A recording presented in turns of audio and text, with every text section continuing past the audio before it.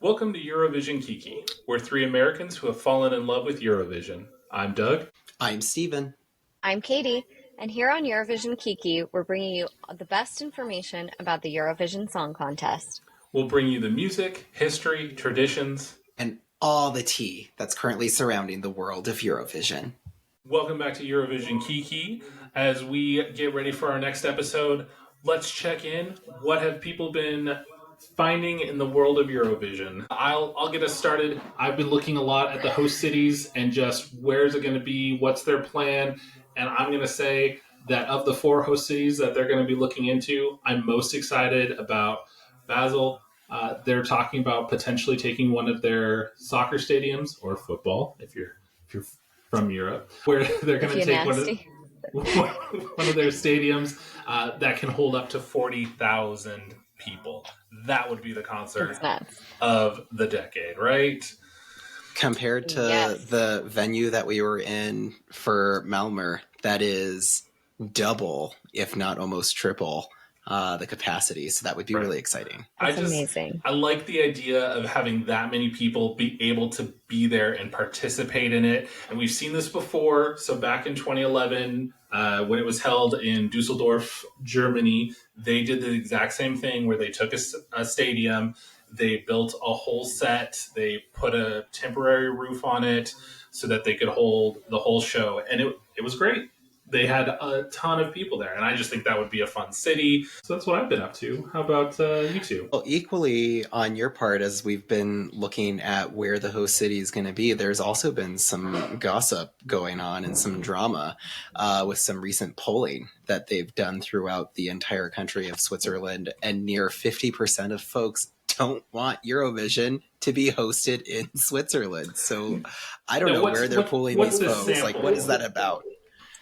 Is this people who don't even watch Eurovision and you're just, I live in Switzerland? Let's see. Oh, according to the Swiss newspaper, Blick, I think is how you say it, Blick, in a sample of 25,000 residents, 49% were completely or almost negative with the hosting of the contest, while 46% were in favor of hosting. The remaining 5% still have no opinion. That's still high and super weird, considering that there's been so much hype with Switzerland having this be their first win since 1988 with Celine Dion. Yeah. I'm surprised that it's that high. Yeah. I've been looking at the EBU, they did an independent review and kind of came out with their development areas and ways that they want to improve. And one of those ties, I think, perfectly in with Eurovision Kiki because it's increasing like audience show and engagement, and they're going to do more collaboration with fans and fan clubs, and I think maybe fan podcasts. They said influencers and media, and I feel like this is just a perfect time for us to be. We are influencers. We are the media. Yes, we are They're ready. calling us we're any ready. day. Yeah, I'm just we're waiting ready for that official email from the EBU to eurovisionkiki@gmail.com.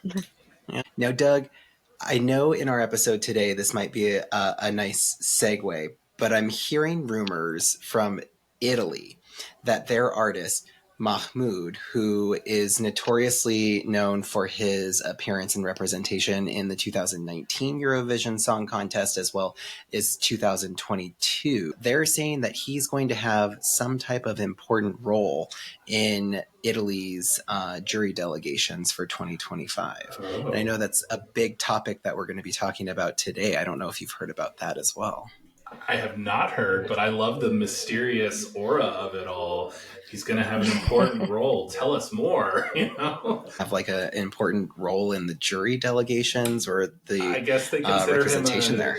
They consider him a industry professional if he's going to be on the jury. Speaking of, let's talk a little bit about juries. So, Katie, you asked a fantastic question previously, and that was, how do you select a jury? So I've been diving into it a little bit more. I've been trying to find out, what does it take? What's it all about? So here's kind of the rules as I was able to find them. So each country is going to appoint their own jury delegates, and it's based on the broadcaster. So the broadcasting entity for that country is going to select their jury members, and the jury consists of 5 members from, quote, the music industry. Now, take that as you will. It's probably producers, musicians, etc. And they must also be a balance of age, gender, and profession. In the case of Italy, potentially Mahmoud is one of those industry professionals. So that would be what I would think. We've got these industry professionals, and the jury members, these industry professionals, cannot be employed by the broadcaster and cannot have a direct connection to their country's song and or artist for that year. So we're trying to eliminate any implications of bias. I couldn't vote. I couldn't be on it if my sister had a song, like, going into the song contest or whatever. Right. I feel like that would be a conflict of interest. So well then, like, let's back it up for a second, because wasn't there some type of controversy with Poland in 2023 and Miss Solo and some potential... I forgot about that. Jiggery pokery, if you will. There were thoughts that were circulating on the interwebs. I do not recall all the details, but you are right. That was something that was definitely brought up. Yeah, what's her name again? I forget. Was it Blanka? No, it's not Blanka. Hold on. Yeah, it is Blanka. Yeah. Is it Blanka? Blanka. Okay, that's why. Yes. Yeah. Let's see. Blanka. Yeah. Poland. It was something about, I think there was some sort of, at least, even if there was no impropriety, there was rumors about an appearance of something not quite being right or totally fair. Right, the optics weren't great. Yeah, weren't great.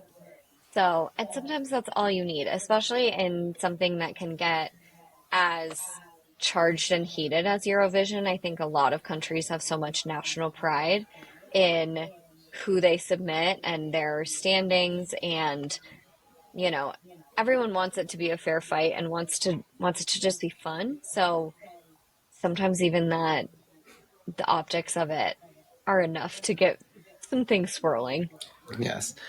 I remember, I recall that there was some sort of like voting controversy, and that there may have been some type of connection between her and some of the internal folks that were part of the competition or the selection process for her song, where there may have been some form of bias that sort of you highlighted, Doug. So that's why I was like, wait a second, time out. Does every country abide by these, like, to the T? Perhaps there are some irregularities that may have existed in previous years that I would encourage folks some to hanging chads, if you will. Right, maybe take a look for yourself. Our Americans of a certain age. That's a very specific reference. Our Gen Alphas listening are like, I don't know what that means. Who? That's okay. What's a Blanka?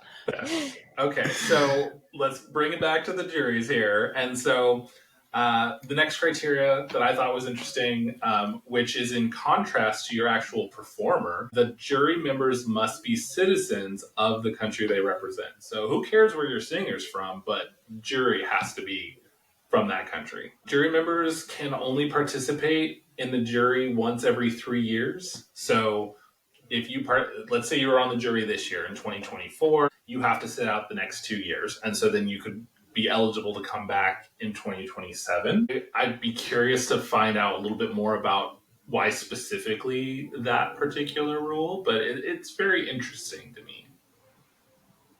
Yeah, and I think that can explain why, sometimes the song can vary so wildly year to year. I mean, speaking of Poland, looking at, I feel like the difference between Blanka being, her, pop star self to this year with Luna, who's kind of a little bit more offbeat and a little bit, funkier and more weird. And in the best it possible totally way. makes sense. Yeah, I mean, in the best possible way. I mean that she is. I love her. So Yeah. I Luna, we mean still that want you to so come and good. interview with us. We love you. Yes, but I think like that taste shift seems so different. So it makes sense that it's a completely different jury than the one that selected Blanca. Yeah.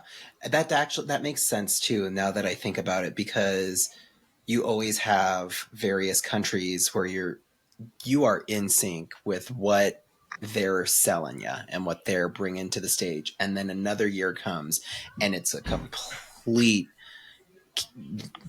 opposite of what we had experienced the year prior or previous couple of years, where you're like, where did that even come from? And I suppose that it could be because the makeup of their jury differs year to year. Well, and the juries are Yeah, the juries are no surprise. So that was another criteria, is that the EBU publishes the list of jury members as of May 1st of that year. So going into the contest, you obviously have already selected your song by this point, but your jury members are known. Well, that was They really good. That's fascinating. yeah, that was actually going to be another question of mine to say, like, is it like a court jury where sometimes they keep your information confidential, or is it like for the just safety and out there protection of for our everyone to jury know? members. Right, exactly. But, and I was also thinking, like, I wonder if some countries, or if there was just like an overall vibe at some point of, okay, this feels a little stale. We need to like mix it up a little bit. And that's why that 3 year or that 2 years off thing kind of came into play. Because you could also potentially play to the jury if you know that so and so has been on, the Armenian jury for the last decade. Then you know exactly what Armenia might be looking for. So that probably Mm-hmm. helps dissuade that. Yeah. Totally.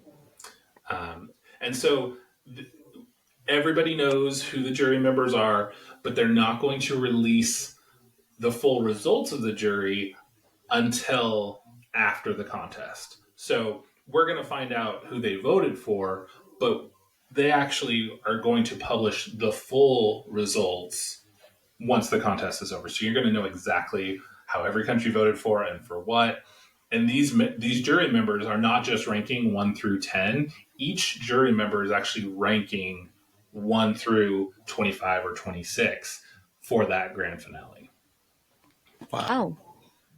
Oh, So And when you say each individual one, you've got a collective makeup of jurors for one country, and each individual one gets to do their own Yep. So each scoring. country is going to have 5 jury members with 5 scores. I don't know necessarily how those might be tabulated or combined, but each jury Because that member was is going going to to be my rank 1 through question. 25. That was going to be my so it's, question. I Was wonder if how it? it's kind of like a rank choice voting, like the way, like if every single juror put one song for number one, then that's automatically their number one. And if one is like collectively last place, it gets knocked out of their points contention or something like that. I don't know. Right. Or if they just like add it all up and average it out and give out points that way. That would be interesting to find out. Some big brain folks who know algorithms are probably making those ultimate decisions. So I will Probably. leave it up to them. I was going to say, Yeah. you don't So want that extra homework, do you, Doug? That math will not be mathing.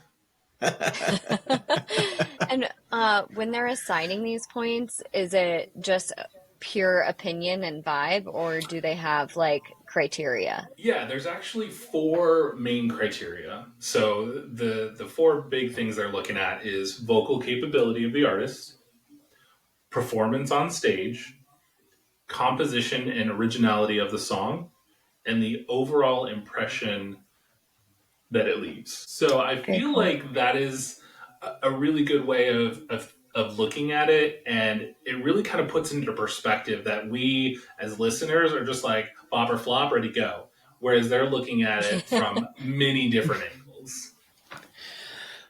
I mean, I'm going to pick on Luna again, because if for our viewers and our listeners, like, we all stan Luna.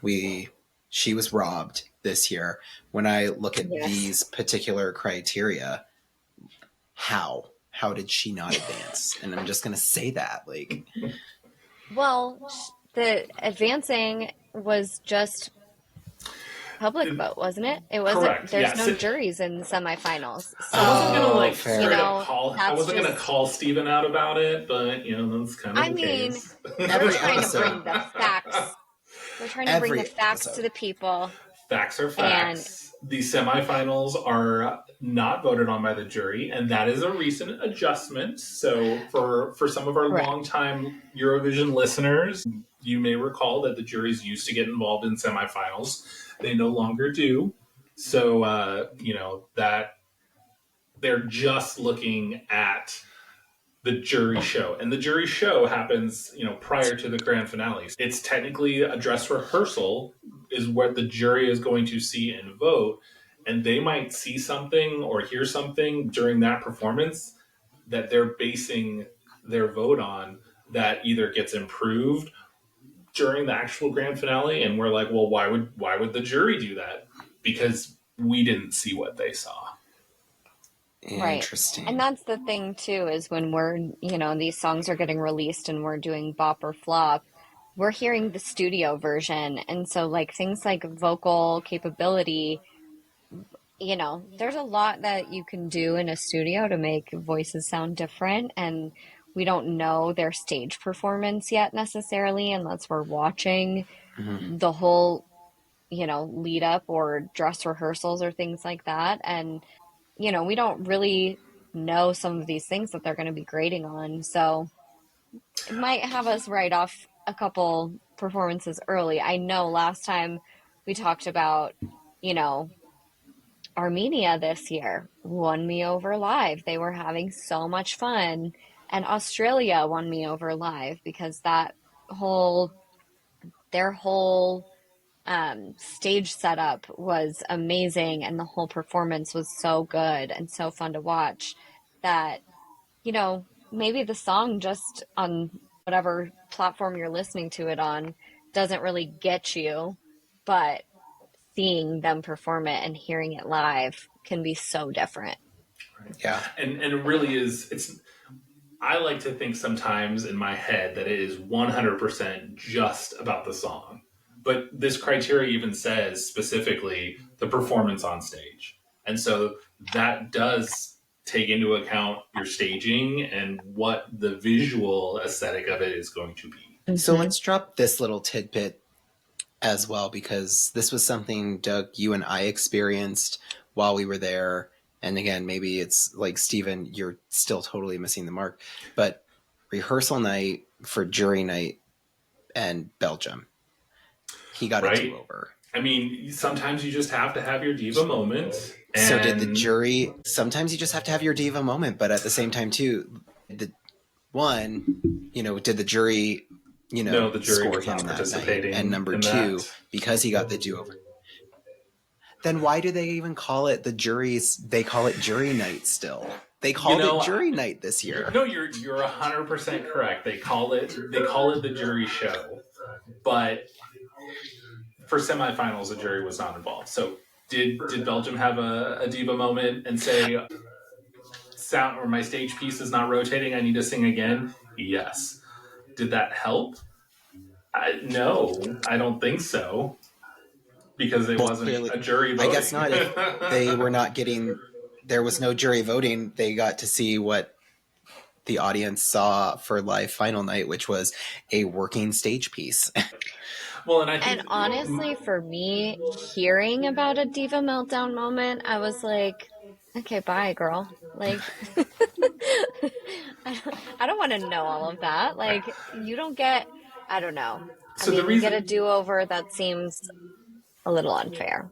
I get why they did it, because this was a recording that should something happen day of, they could use that performance, and so they needed to have an official recorded backup. But I also, did the rotating really do anything for Belgium? I don't think so. I don't think that was the make it or I break it don't allowed- know moment. that I noticed.